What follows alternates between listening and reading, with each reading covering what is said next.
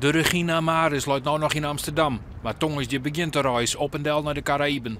Een bijzondere leerervaring voor de vierde klasses VWO.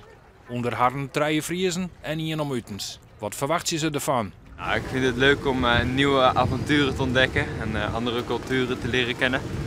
En ook om samen te werken met zo'n grote groep en nieuwe dingen te kunnen bereiken met z'n allen, zeg maar. Ja, je moet hier heel veel zelf doen en de leraren die begeleiden je wel, maar tot op zekere hoogte. En ik denk dat je daardoor heel veel leert.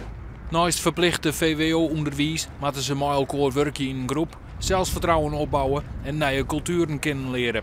Soms dan ga je wel een weekje ergens op vakantie, maar dan krijg je toch een heel ander beeld. Want nu gaan we ook in gastgezinnen en dan krijg je toch wel meer het beeld van de bevolking zelf. Maar er binnen vanzelfs ook een soort putjes te dwaan op het schip.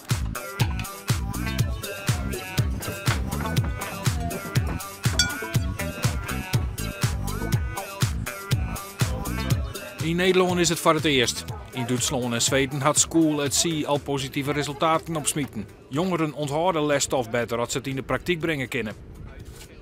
Heel vaak op school heb je niet door waarom je nou iets moet leren.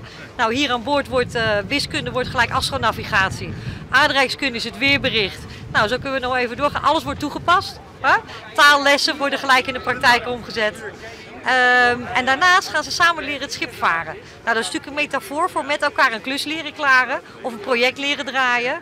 En nou ja, daar leren ze natuurlijk heel erg goed van samenwerken, communicatie, hun eigen talenten. Waar ben je goed in, waar ben je niet goed in?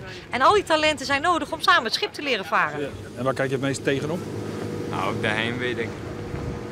Dat is wel een van de dingen, ja. Gewoon van met kerst en oud en nieuw en zo. Dat is toch een familieding en het is raar. Dat je niet bij je familie bent dan, maar in zekere zin ook wel leuk. School at Sea is net om een nacht. Het lesgeld is haast 3000 euro in de maand. Met hulp van sponsoren, familie en toch het dwaan van klusjes hadden de meeste leerlingen het bij een oorgarren. Zin hoor? Heel veel zin, ja. Je al leer? Ja, zeker. natuurlijk wel. Ik kan eigenlijk net meer wachten, joh. Nee, Eigenlijk niet. nu maar gaan alvast.